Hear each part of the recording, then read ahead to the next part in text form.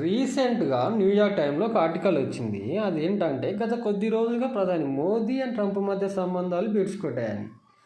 అయితే దానికి గల కారణము భారత్ పాక్ల మధ్య కొనసాగిన 4 రోజుల ఆపరేషన్ సింధూర్ యుద్ధం.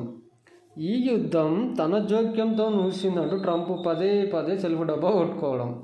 దీనిని భారత్ ఖండించిందని న్యూయార్క్ టైంలో ప్రస్తావించింది. దీనిపై ట్రంప్ విషయంలో మోదీ స్థానం కోల్పోయారని కూడా న్యూయార్క్ టైం ప్రస్తావించింది.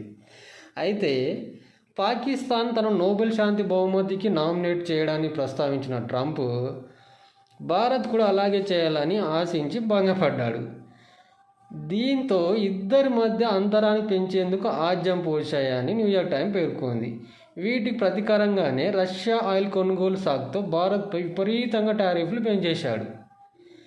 టారిఫ్లపై చర్చలు కొలికి రాకపోయేసరికి విసిగెత్తిన ట్రంప్ పలుమార్లు మోదీ గారికి ఫోన్ చేసినా మోదీ గారు స్పందించలేదు.